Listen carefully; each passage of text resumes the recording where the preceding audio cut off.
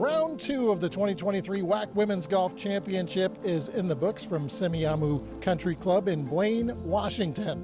Eric Danner along with Tony Jones. Tony, the sun came out today, but tough conditions a little bit, and this is a very challenging course, only 2 rounds under par.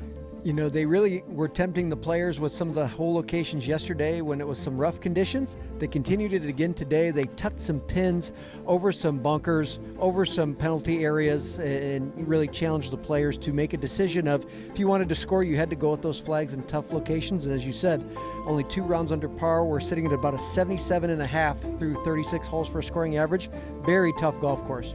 Once again, Sam Houston is the leader.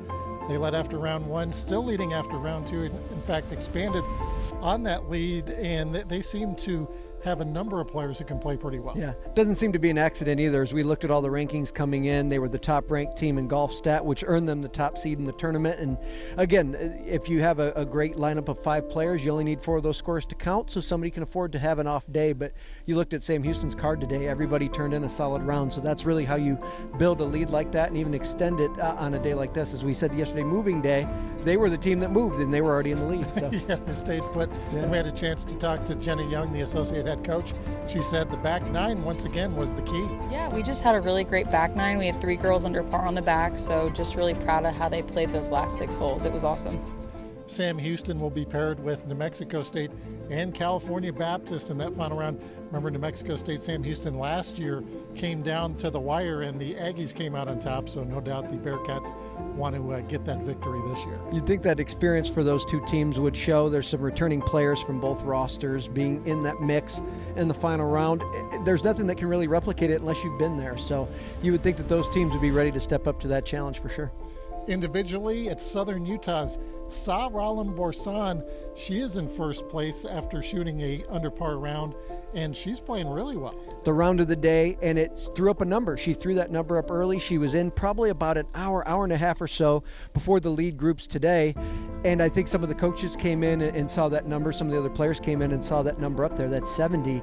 And it really impacted play the rest of the way in. I can only assume that word kind of got out to the field, and they knew that was kind of the number to beat on the medalist side, and it showed with some of the rounds coming in. Some of the players in the top groups sort of struggled on the way in, almost as if they were kind of chasing that 70. So a great performance, sets her up in the driver's seat for tomorrow.